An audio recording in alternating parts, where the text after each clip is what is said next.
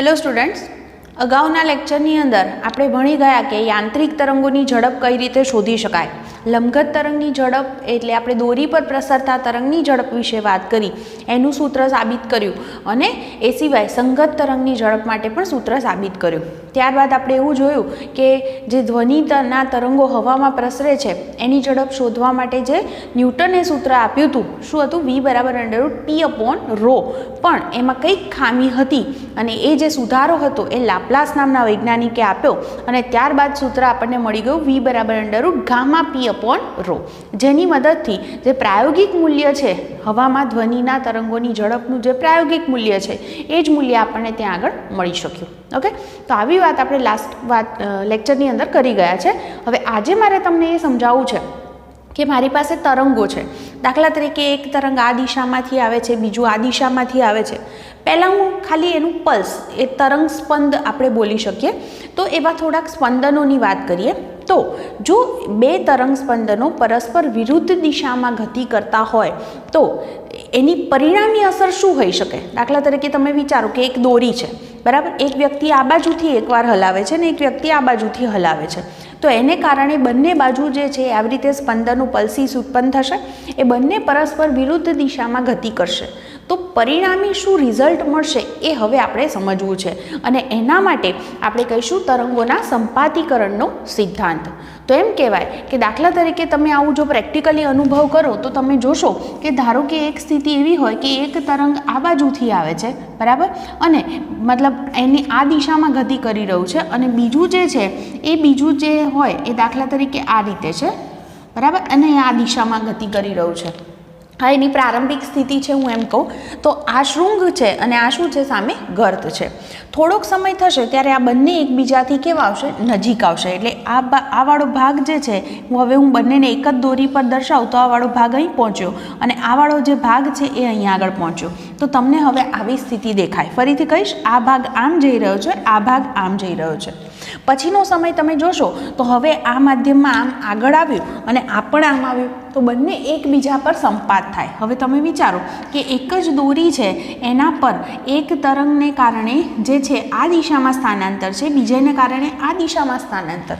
તો જેટલું આ બિંદુનું ઉપર તરફ સ્થાનાંતર એટલું જ નીચે તરફ હોય તો પરિણામી જે છે એ તમને આવો આકાર દેખાય. મતલબ કે અહીંયા આગળ જે છે એ એનો નાશ થઈ ગયો આ પોઈન્ટ આગળ, હે ને? કોઈ તમને અહીંયા આગળ પરિણામી મળે નહીં. પછીની સ્થિતિ જો તમે જુઓ તો તમને આવું દેખાય. જુઓ, આ જે ગર્તવાળો ભાગ હતો એ આમ જશે, શૃંગવાળો ભાગ આમ જતો હશે. એટલે આનો અર્થ શું થયો કે જે એનો મૂળ આકાર હતો એ આકાર જાળવી રાખી અને પોતે આગળ વધે છે. એટલે જે પોઈન્ટ આગળ બંને ભેગા મળ્યા ત્યાં એમનું શું થયું કહેવાય? સંપાતીકરણ. એટલે એવું કહી શકાય કે પરિણામી જે બનશે, આ પરિણામી બન્યું તો ત્યાં આગળ સ્થાનાંતર કેવું છે? તો બંનેના સ્થાનાંતરના સદિશ સરવાળા જેટલું. એને આપણે સંપાતીકરણનો સિદ્ધાંત તરીકે ઓળખીએ છીએ. એટલે કે એવું કહી શકાય કે જો એક સાથે બે અથવા બેથી વધારે તરંગો ભેગા મળતા હોય તો પરિણામી સ્થાનાંતર કેટલું થશે? તો તે દરેક વડે મળતા સ્થાનાંતરના સદિશ સરવાળા જેટલું. સદિશ સરવાળો દેટ મીન્સ ઉપર પણ સ્થાનાંતર છે, નીચે પણ છે, એટલે એનું પરિણામી આપણને કેવું મળી જાય છે? 0. તો અહીંયા આગળ આવું આપણને જોવા મળ્યું. જો એવું સ્થિતિ હોત કે એકનું એક શૃંગ છે અને સામે જે આવતું હોય એ પણ શૃંગ જ હોય, બંને એકબીજા તરફ આવતા હોય તો પરિણામી બંનેનો શું થાય? સરવાળો. અને બંને ગર્ત હોત તો પણ બંનેનો સરવાળો થાત તો પરિણામી નીચેની દિશામાં તમને મહત્તમ સ્થાનાંતર મળે એમ કહી શકાય. તો આવી રીતે આને આપણે સંપાતીકરણના સિદ્ધાંત તરીકે ઓળખી શકીએ. ઓકે, આટલી વસ્તુ ક્લિયર થઈ હશે. આ આપણે ઉદાહરણ દ્વારા સમજ્યા. હવે જે છે એને આપણે સમીકરણ દ્વારા સમજવા માટે હું એમ કહું કે દાખલા તરીકે બે તરંગો છે અને બંને એકબીજા સાથે સંપાત થઈ રહ્યા છે. તો અહીંયા આગળ પરિણામી જે છે હું એમ કહું કે એક આ પરિણામીને હું દર્શાવું છું. એક જે હતું તરંગ એના માટે એને હું y1 નામ આપું, x અને t નું વિધેય છે, અને બીજાનું સમીકરણ છે એ પણ x અને t ના વિધેય તરીકે દર્શાવું છું. તો આવું લખી શકાય કે સંપાતપણાનો અથવા સંપાતીકરણના સિદ્ધાંત મુજબ પરિણામી જે સ્થાનાંતર છે એ દરેક વડે મળતા સ્થાનાંતરનું શું કરવું પડે છે? સદિશ સરવાળો. વધારે આનું સાદુરૂપ આપવા માટે હું એક કામ કરું છું કે આપણી પાસે y બરાબર આવું સૂત્ર આપણે લખતા હતા અને આ રીતે લખીએ છીએ. સપોઝ કેપિટલ A અથવા સ્મોલ a લખું. ચલો, sign K X minus omega T. અત્યારે હાલ હું ફાઈ બરાબર 0ની વાત કરું છું. આની અંદરથી જો ધ્યાન રાખજો કે કોમન કાઢી લઈએ તો શું થાય? અહીંયા શું વધે? X minus omega upon k into T થાય. કેમ? કારણ કે આની પાસે કે નહોતો અને મેં કોમન કાઢ્યો છે તો એના વડે ભાગવા પડે. હવે ઓમેગા અપોન કે એટલે એને વી કહી શકાય. ઝડપ, તરંગ ઝડપનું સૂત્ર છે એટલે કે આપણું જે સૂત્ર છે આવું મળ્યું, એક્સ માઇનસ વી ટી. એનો અર્થ એવો કહી શકાય કે આપણને જે આ મળે છે, આ જે પદ છે એ આવું લખી શકીએ, વાય જે છે એ કોનું અહીંયા આગળ આ જે છે વિધેય કોનું મળ્યું? તો એક્સ માઇનસ વી ટીનું છે એમ કહી શકાય. તો મારી પાસે જો અલગ અલગ આવા તરંગો હોય, દાખલા તરીકે એકનું સમીકરણ આવું છે, y1 બરાબર x1 માઇનસ વી ટી1. બીજાનું સમીકરણ આવું છે, y2 બરાબર F of x2 minus V ટી2. ત્રીજાનું સમીકરણ y3 બરાબર છે F of x3 minus V ટી3. તો અને આવા n જે છે તરંગોનો હું સરવાળો કરું તો સંપાતીકરણના સિદ્ધાંત મુજબ પરિણામી y એટલે શું કરવું પડે? આ બધાનું મારે શું કરવાનો છે? સરવાળો. સરવાળો છે તો એને આપણે સિગ્મા તરીકે લખી શકીએ. તો આને લખી શકાય sigma i is equal to 1 to n F of શું છે? કયા પદોનો સરવાળો છે? તો એક્સ માઇનસ વી ટી. જુઓ, આની અંદર હું પહેલાં i બરાબર 1 મૂકું તો પહેલું પદ થયું F of x1 minus V ટી1. સિગ્મા છે એટલે પ્લસ આવે. બીજું પદ માટે શું કરવાનું? i બરાબર 2 મૂકવાના તો બીજું પદ આવશે અને એ બધાનો સરવાળો એટલે આપણે એને પરિણામી સ્થાનાંતર y વડે દર્શાવી શકીએ. તો આ જે સમજાવ્યું એનો મતલબ મારો કહેવાનો આટલો હતો કે આપણે જે છે તરંગ જે હતું એનું સમીકરણ છે એને કયા વિધેય તરીકે દર્શાવ્યું? તો એક્સ માઇનસ વી ટીના. એફ એટલે ફંક્શન છે, બરાબર. તો કેમ એવું લખ્યું છે? કારણ કે એનું સાદુરૂપ આપણે આપીએ છીએ સમીકરણનું, તો એને આ રીતે આપણે લખી શકીએ છીએ માટે. અને આવા બધા તરંગો સંપાત થતા હોય તો પરિણામી શોધવા માટે આપણે એમનો શું કર્યો છે? સરવાળો, સદિશ સરવાળો બોલીશું ખરેખર, અને એના પરથી આપણે પરિણામી શોધી શકીએ છીએ. ઓકે, હજી વધારે ક્લિયર તમને થાય એના માટે હું થોડુંક બીજું ઉદાહરણ લઉં છું અને એ આપણે સમજીએ. તમે આ જે છે અહીંયા આગળ આના નામ F1 F2 એ રીતે લખીને પણ લખી શક્યા હોત. જુઓ, હું બીજું એક સ્વરૂપ આને આ જ રીતે લખું, x1 v1 આ બધું લખવાને બદલે આપણે આવું નામ લખીએ F1 F2 અને F3 તોય ચાલે. તો પરિણામી એટલે ફરી પાછો સરવાળો લખવો હોય મારે તો એનું શું લખી શકાય? Sigma i is equal to 1 to n F I into X minus V T. આ રીતે પણ સમીકરણ જે છે એને તમે દર્શાવી શકો છો. ક્લિયર? તો એક વસ્તુ આ હતી. હવે નેક્સ્ટ જે મારે સમજાવવું છે તમને કે મારી પાસે બે સમીકરણ છે અને હું એનો ઉપયોગ કરીશ અને એની મદદથી પરિણામી જે છે એનું મારે દર્શાવવું છે. દાખલા તરીકે મારી પાસે એક તરંગ સમીકરણ કંઈક આવું છે, y1 બરાબર એ સાઇન લખું છું કે એક્સ માઇનસ ઓમેગા ટી. અને બીજું જે છે એનું સમીકરણ જે છે કંઈક આવું છે, A sine K X minus omega T plus 5. આના પરથી તમે સમજી શકો કે આપણે બે તરંગોનું સંપાતીકરણ વિશે વાત કરી રહ્યા છે, જેમાં બંને તરંગોનો કંપ વિસ્તાર સરખો જ છે, એ જેટલો કે પણ તરંગ સદિશ પણ સમાન છે, ઓમેગા પણ સમાન છે. માત્ર તફાવત કેટલો છે? પ્રારંભિક કળાનો. આમાં પ્રારંભિક કળા ફાઈ બરાબર 0 છે, જ્યારે આમાં પ્રારંભિક કળા ફાઈ જેટલી છે. એટલે કે એવું કહેવાય કે આ બંને વચ્ચે કળા તફાવત કેટલો છે? ફાઈ જેટલો. કળાનો તફાવત લો, બાદબાકી કરો તો તમારો જવાબ શું મળે? ફાઈ જેટલો મળે. એટલે કહી શકો કે આ બંને વચ્ચે કળા તફાવત કેટલો છે? ફાઈ જેટલો. તો હવે હું આ બંનેના સંપાતીકરણની વાત કરું તો સંપાતપણાના સિદ્ધાંત મુજબ પરિણામી y એટલે શું કરશું? આ બંનેનો સરવાળો કરશું. y1 પ્લસ શું કરવા પડશે? y2. આ બંનેનો આપણે સરવાળો લઈએ છીએ. ચલો, y1 પ્લસ y2 કરવા હોય તો જોજો બરાબર ધ્યાનથી સાદુરૂપ જોવાનું છે. y1 ની કિંમત છે A sine K X minus omega T plus y2ની શું છે? A sine. તો એ કોમન છે તો કોમન આ રીતે લખી દો. પછી શું લખી શકાય? Sign K X minus omega T plus 5. બરાબર, આવું છે. હવે છે ને આ જે સમીકરણ મને મળ્યું છે એને હું અહીંયા આગળથી આને s પ્લસ એસ કહેવાય. s plus S, sign plus sign. તમારી પાસે આના સૂત્રો પણ છે. તો સાઇન પ્લસ સાઇન હોય તો જુઓ, આવું યાદ રાખવા માટે હું શીખવાડું છું, ધ્યાનથી સમજો.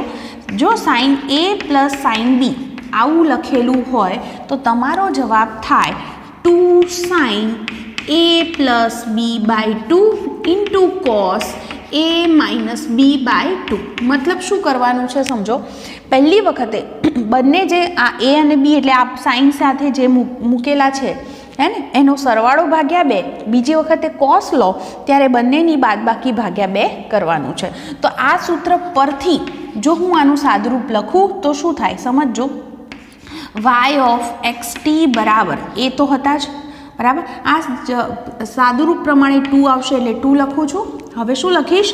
સાઇન કોનો સરવાળો? તો આખું પદ એ છે અને આખું પદ બી છે એટલે બંનેનો સરવાળો મતલબ કે X minus omega T plus K X minus omega T plus 5 આખાના છેદમાં શું કરવાના? 2.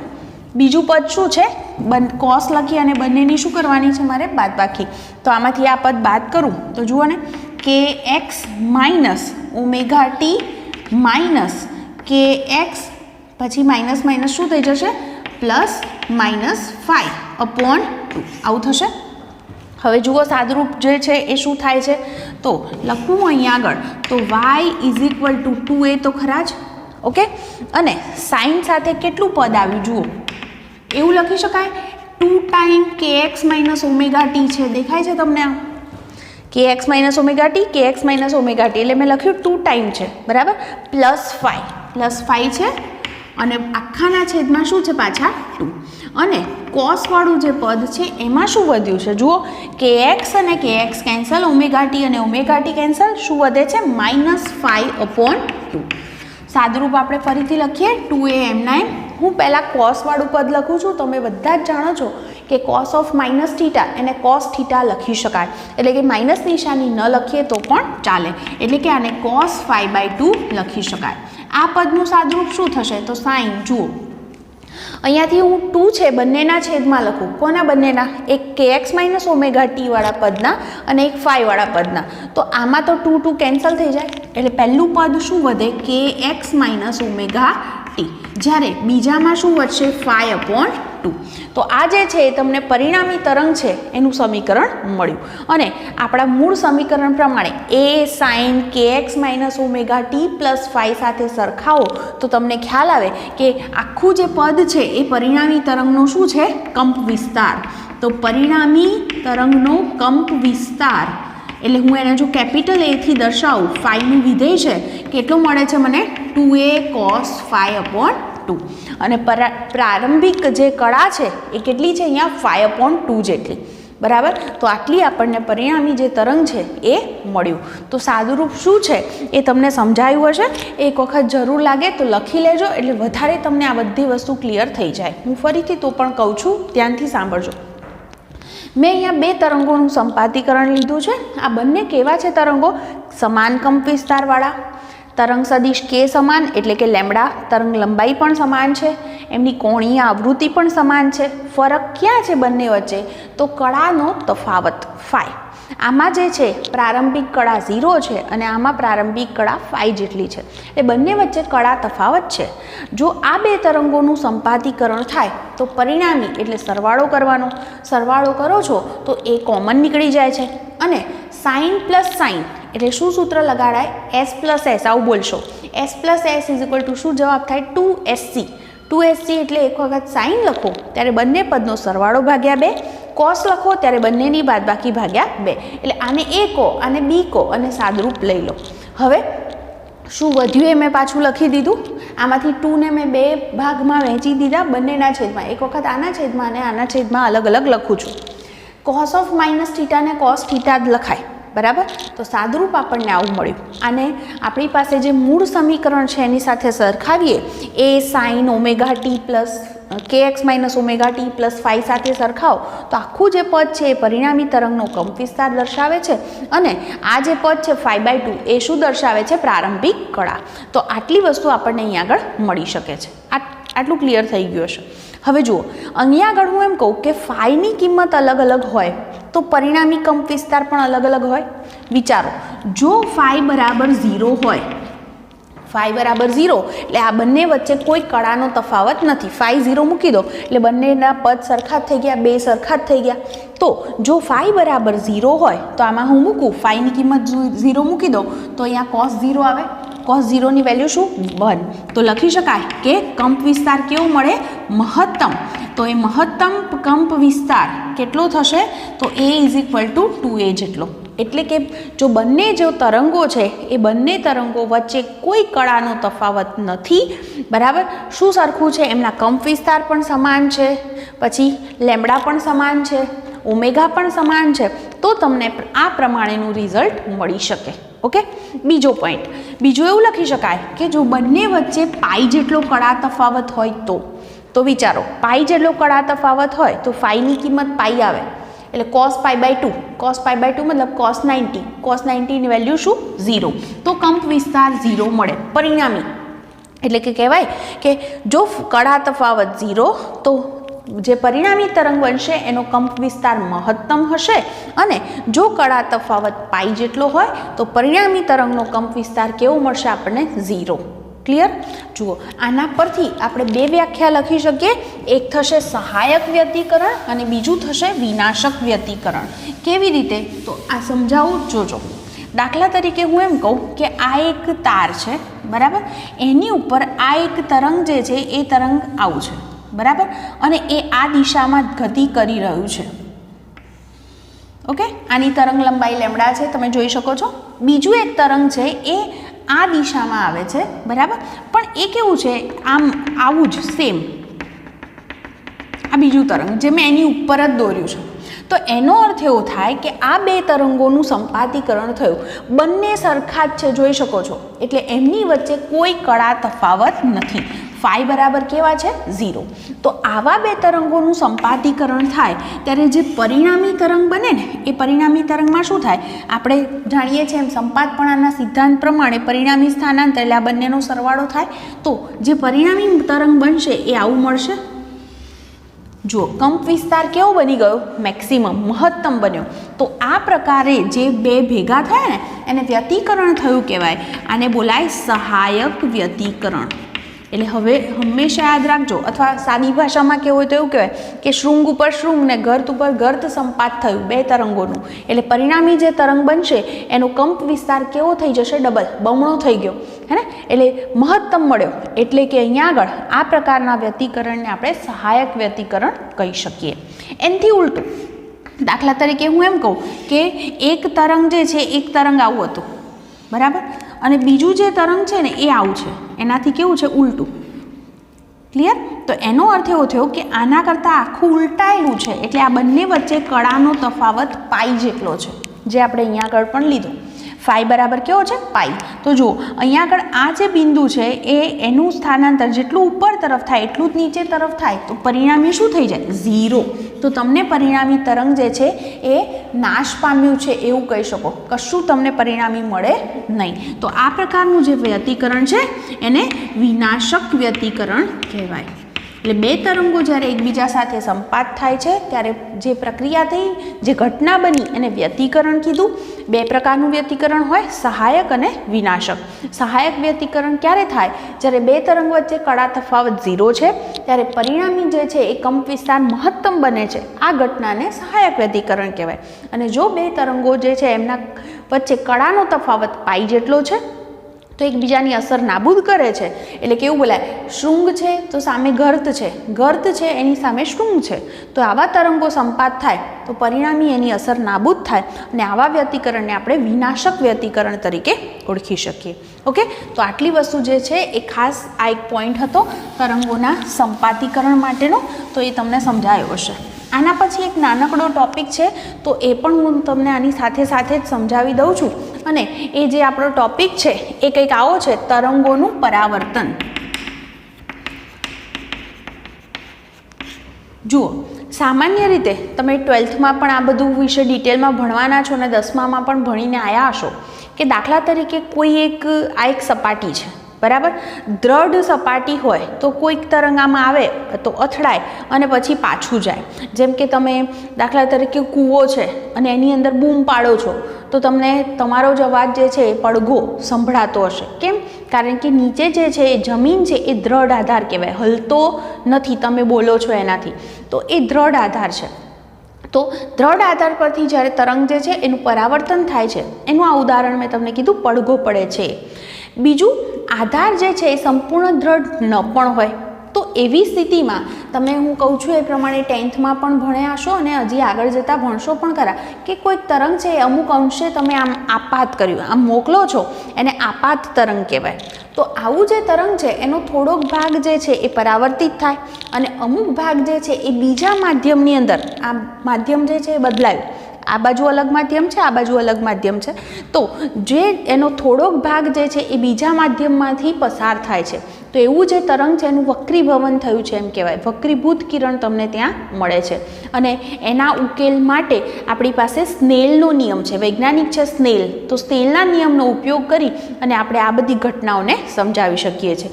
પણ એ બધી વસ્તુ મેં કીધી એમ તમે 12thની અંદર ભણવાના છો વધારે ડિટેલમાં. આપણે જે છે થોડીક બીજી વાત કરવી છે કે દાખલા તરીકે આ એક દ્રઢ આધાર છે એટલે દિવાલ છે. ઓકે, તમે અહીંયા આગળ એક દોરડું બાંધેલું છે. હવે તમે અહીંયા આગળથી દોરડું છે એને હલાવો છો એટલે દાખલા તરીકે જે છે આવું કોઈક તરંગ બન્યું, અહીંયા આગળ તમે પકડી રાખ્યું છે, તો એ આમ આગળ વધશે. તો આ જે ભાગ છે એ અહીંયા આગળ પહોંચશે, પછી એનું શું થાય? પરાવર્તન.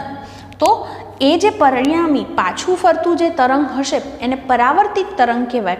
તો એ પરાવર્તિત તરંગમાં તમને શું જોવા મળશે, એનો આકાર કેવો હશે એ આપણે સમજવું છે. તો જુઓ, હું એમ કહું કે આ જે ઇન્સિડન્ટ રે છે એનું દાખલા તરીકે સમીકરણ આવું હોય, એ સાઇન, હું અત્યારે હાલ આવું લઈ લઉં છું કે x - ωt આવું છે. ઓકે, હવે જ્યારે અહીંયા આગળ દ્રઢ આધાર આગળ આ તરંગ અહીંયા આગળ પહોંચે છે ત્યારે અહીંયા આગળ આ જે દિવાલ છે એ પોતે હલવાની નથી, એટલે કે દિવાલનું સ્થાનાંતર તો 0 છે. હવે તમે જાણો છો કે અહીંયા આગળ એક સાથે બંને તરંગ ભેગા થવાના, અહીંથી આપાત તરંગ આવ્યું અને અહીંથી આમ પરાવર્તિત થશે, એટલે કે એવું કહી શકાય કે y એટલે શું? કોનો સરવાળો? ઇન્સિડન્ટ રે અને રિફ્લેક્ટેડ, પરાવર્તિત, આપાત પ્લસ પરાવર્તિત બંનેનો સરવાળો શું થયો? 0. તો આના પરથી જો હું પરાવર્તિત તરંગનું સમીકરણ લખું તો શું લખાય? -yi, તો yi ની કિંમત શું છે? a sin kx - ωt. એટલે કે તમારું જે તરંગ બનશે હવે અહીંથી જે પરાવર્તિત થશે તો એનો કંપવિસ્તાર અહીંયાથી આવતું હોય એનો પ્લસ એ હોય તો પરાવર્તિતનો કેવો હશે? -a. એટલે દાખલા તરીકે આ જે આધાર છે ત્યાં આગળ આવું તરંગ પહોંચ્યું હોય, આવું તરંગ દાખલા તરીકે પહોંચ્યું હોય, બરાબર, આ કેવું છે? Incident ray. તો પરાવર્તિત તરંગ જે છે એ કેવું હોય? આવું હોય. કેમ? ઉલટાઈ ગયું, પ્લસ એ હતો એની જગ્યાએ શું થઈ ગયું? -a. એટલા માટે આ તરંગ જે છે આ ઇન્સિડન્ટ રે છે, બરાબર, તો એ તરંગ આ દિશામાં આગળ વધશે. એટલે ધારો કે આપણે એવું વિચારીએ કે આપાત તરંગ જે છે એ ધન x દિશામાં જતું હોય તો પરાવર્તિત તરંગ ક્યાં જશે? ઋણ x દિશામાં. તો તમને અહીંયા માઇનસ મળવાનું રીઝન આ છે. માઇનસ ન લખવા હોય તો આપણે અહીંયા આગળ સૂત્રમાં પાઈ ઉમેરી શકીએ. જુઓ, પાઈ લખો એટલે વિધેય બદલાય નહીં. તમે પેલું ઓલ એસ ટીસી યાદ કરો, ઓલ STC, પાઈની વેલ્યુ અહીંયા હોય હે ને, પાઈ પ્લસ કંઈક હોય એટલે આ ચરણ આવે 10 વાળું, ત્રીજું ચરણ આવે, આ ચરણમાં સાઇન વિધેય કેવું છે? માઇનસ. એટલે કે માઇનસ ન લખવા હોય તો આમાં તમે પાઈ ઉમેરીને લખી દો તો પણ ચાલે. તો હવે તમે જુઓ, આ આપાત તરંગ અને પરાવર્તિત તરંગ બંનેના સમીકરણ સરખાવશો તો તમને ખ્યાલ આવશે કે આપાત અને પરાવર્તિત તરંગ વચ્ચે કળાનો તફાવત કેટલો હોય છે? પાઈ જેટલો. એટલે અહીંયા આગળથી જુઓ આકૃતિ કે આપાત તરંગ જે હોય એના કરતાં પરાવર્તિત તરંગ કેવું મળે? તમને ઉલટાઈને મળે. આવું ક્યારે થાય? કેવો આધાર હોય તો? દ્રઢ આધાર હોય તો. તો હવે તમારા મગજમાં આટલું ક્લિયર થવું જોઈએ કે કોઈ પણ તરંગ જો દ્રઢ આધાર પરથી પરાવર્તિત થાય છે તો જે પરાવર્તિત તરંગ હશે એનો અને આપાત તરંગ બંને વચ્ચે કળા તફાવત પાઈ જેટલો હોય. કળા તફાવત પાઈ જેટલો હોવો મતલબ કે તરંગ ઉલટાઈ જવું, એટલે જ્યાં શૃંગ હતું ત્યાં ગર્ત આવી જાય, ગર્ત હતું ત્યાં શૃંગ આવી જાય અને પછી માધ્યમમાં તરંગ આનો આ આકાર જાળવી રાખી અને પાછું ફરશે. તો આ પ્રમાણે આપણને જોવા મળે છે. આ કેવા આધાર માટે કીધું મેં તમને? અહીંયા દ્રઢ આધાર. દ્રઢની બદલે મુક્ત આધાર હોય. મુક્ત આધાર એટલે દાખલા તરીકે હું એમ કહું કે મારી પાસે આવો એક સળિયો છે, બરાબર, એના પર આમ મુક્ત રીતે ફરી શકે એવી તમે આમ રિંગ લગાવી દીધી, એના છેડે જે છે દોરી બાંધી દીધી અને તમે જે છે કોઈક તરંગ આવી રીતે આમ ઉત્પન્ન કર્યું અને એને આમ મોકલો છો, તો શું થાય? જુઓ, જ્યારે આનો શૃંગવાળો ભાગ અહીંયા આગળ પહોંચશે ને ત્યારે આ પણ પોતે જે છે એ અહીંથી આમ ઉપર તરફ સ્થાનાંતર કરશે. કેમ? કારણ કે શૃંગ આવ્યું. એટલે જ્યારે અહીંયા આગળ બે તરંગો ભેગા થાય ત્યારે પરિણામી શું થશે? એનો કંપ વિસ્તાર જે છે એ બમણો થઈ જશે અને એનો એ જ આકાર, મતલબ કે કંપ વિસ્તાર કેવો થઈ ગયો એનો એ જ રહેશે અને તરંગ પાછું ફરશે. એટલે કે જે આપાત તરંગનું સમીકરણ હતું A sine kx minus omega T, તો પરાવર્તિતનું પણ એનું એ જ રહેશે. ત્યાં શૃંગનું ગર્ત કે ગર્તનું શૃંગ થવાનું નથી. કેમ? કારણ કે આધાર કેવો છે? મુક્ત છે. એટલે જ્યારે આ ભાગ અહીંયા આગળ પહોંચશે તો અહીંયા આગળથી શું થશે? આ અહીંયા આગળથી આ શૃંગ આવે એટલે આ જે છે રીંગ આમ ઉપર ખસે, બરાબર. ફરી પાછી એ મૂળ સ્થિતિમાં પાછી તો આવવાની છે જ્યારે એ ભાગ પસાર થશે ત્યારે. તો એનો અર્થ એવો થાય કે એમાં કોઈ ફરક પડવાનો નથી. તરંગ પોતાનો એનો એ જ આકાર જાળવી રાખશે અને પછી એ પાછું ફરશે. તો આ રીતે જે છે ખાસ કરીને દ્રઢ આધાર પરથી પરાવર્તન હતું એને બહુ જ બરાબર ધ્યાનમાં રાખજો અને આજે જેટલું ભણાવ્યું છે એ ટેક્સ્ટબુકમાંથી એક વખત સરસ રીતે વાંચી લેજો.